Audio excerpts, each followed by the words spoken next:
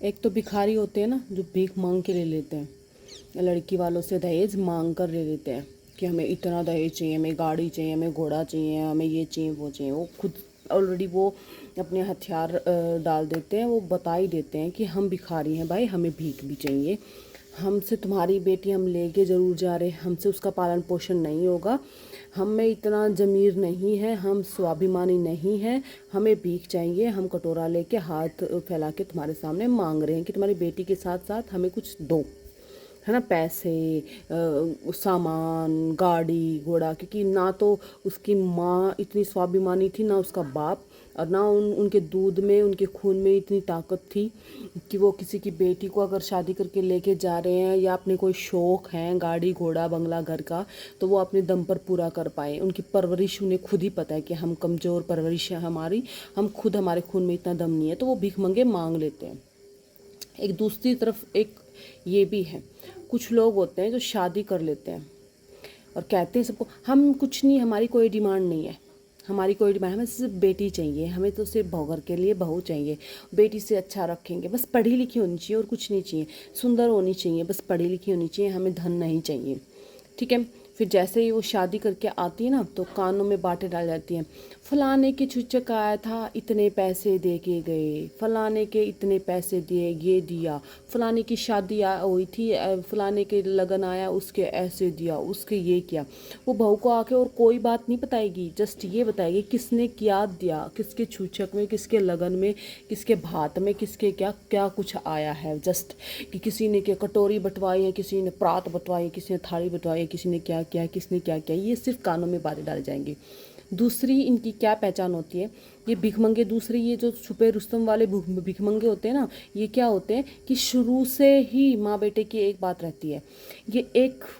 छोटी सी भी है ना कपड़ा टुकड़ा, एक रुमाल भी बहू को खरीद कर ला के नहीं देंगे, छोटी सी बिंदी होती है ना, ये भी नहीं ला के देंगी। इसके लिए भी अपनी पेरेंट्स पे, अपने मायके वाले पे डिपेंड कर देंगे कि सूट पहनने, अगर कपड़े पहनने, सूट ही मेनली, तो सूट साड़ी जो भी कपड़े रहते हैं पहनने, वो सब कुछ अपने मायके से लाती हैं। इवन एक छोटी सी बिंदी भी लानी पड़ती है ना, तो वो अपने वो सोचते हैं कब मायके जाऊंगी, कब लाऊंगी, 3 महीने में, 3 महीने में, 2 महीने में, 6 महीने में। 6 महीने तो लगाते भी नहीं, जल्दी जल्दी अपनी बहू को अपने मायके भेजेंगे,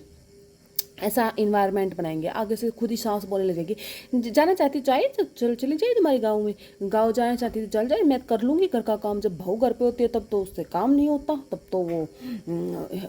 होम मिनिस्टर जी से, तब तो उनकी पूरी सेवा चाहिए, तब तो उनको बीमारियाँ हो जाती हैं। जैसे ये होता है ना कि बहू घर से जाना चाहती जाओ, वो कभी भी अपनी बहू को मायके जाने के लिए मना नहीं करेगी, और कभी भी बहू को फ़ोन करके ये नहीं बोलेगी कि काफ़ी दिन हो गए हैं घर पे आ जाना। उसको पता है जितना लंबा रहेगी उतना ज़्यादा लेके आएगी। उसको ये भी है क्योंकि उसको तो बर्दाश्त ही नहीं हो रही ना घर में बहू,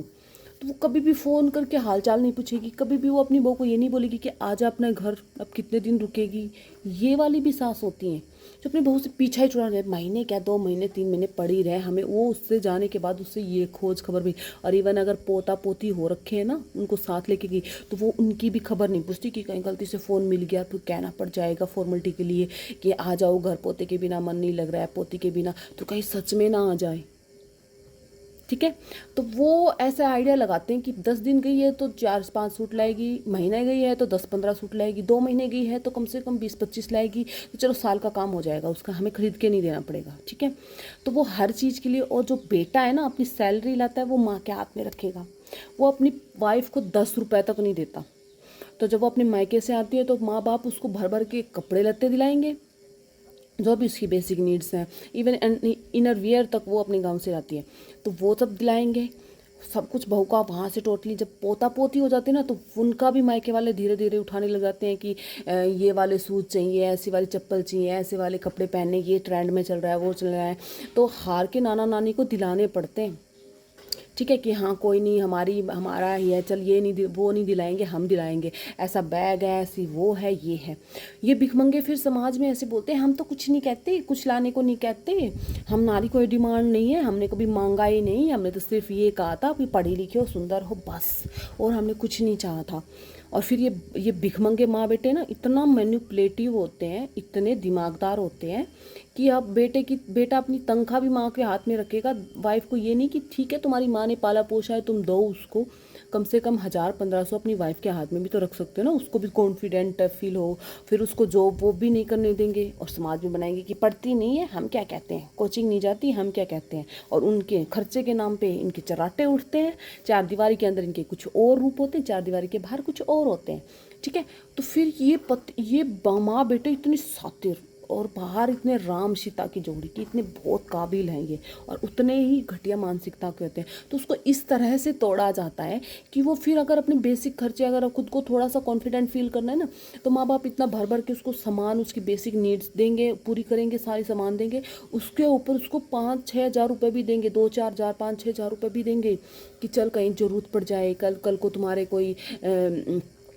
बहन बेटी आ जाए, कभी कुछ ऐसे वैसे किसी को देने पड़ जाए तो तुम कहाँ से दोगी। फिर वो पति इतना सातिर, अपनी तनख्वाह, अपनी सैलरी अपनी माँ के हाथ में, अपने घर के हाथ में। और जब वो वाइफ ये जो थोड़े बहुत पैसे गांव वाले देते हैं, इधर उधर से मिलते हैं ना, वो उस पर भी नज़र गड़ाए हुए। अब छोटी छोटी चीज़ें चाहिए होंगी ना, तो वो अपनी पत्नी के परस से पैसे निकाल के लेके जाएगा। अपनी माँ से जाके नहीं बोलेगा कि मुझे ये चीज़ चाहिए, 100 रुपये चाहिए, इस चीज़ के लिए चाहिए। तो छोटे छोटे खर्चे होते हैं ना, 100-200 के, 50 के, ये वाले खर्चे वो दिखते छोटे छोटे हैं। फिर वो जो कंटिन्यूसली करता है ना, तो वो पैसे तो 2000 है ना, वो जल्दी फिर वो जीरो पे भी आते हैं। तो वो इतना सातिर इंसान। और फिर ये लोग समाज में पता है क्या कहते हैं, हमने कभी डिमांड नहीं की, हम मांगते नहीं है। अगर तुम भिख मंगो, मांगते नहीं थे ना, तो तुम्हें जो मिल गया था ना, उसी में और उसी के बाद तुम इतना रंग चाव लगाते हैं अपनी बहू को। हर दफ़ा जो भी ज़रूरत है तुम आगे से आगे पूछते कि तुम्हें सूट की ज़रूरत है, सूट दिला के लाएंगे, नहीं पहनो, नए नए सूट पहनो, अच्छे से रहो, अच्छे से, तुम्हें जो भी ट्रीटमेंट चाहिए हम देंगे, चलो तुम्हें बाजार लेके चलते हैं, चलो तुम्हें ये चाहिए वो दिला के लेके आए। ना ना ना ना, क्यों? फिर वो तो छक हार के माँ बाप तो बेटी की तरफ बोलेंगे, उनको तो दया आएगी, तो वो करते हैं फिर खर्चा। और ये भिखमंगे ना कभी समाज के सामने नहीं आते, और ये सबसे घटिया होते हैं। कम से कम वो भिखमंगे है ना, बता तो देते हैं हमें चाहिए है, और ये बताते भी नहीं है और जताते भी नहीं है और दिखाते भी नहीं है, और नीचे नीचे सब कुछ हड़प भी लेते हैं। और राम सीता बन के रहते हैं वो अलग से समाज में एक अच्छी छवि। वाह, कैसे कर लेते हो यार।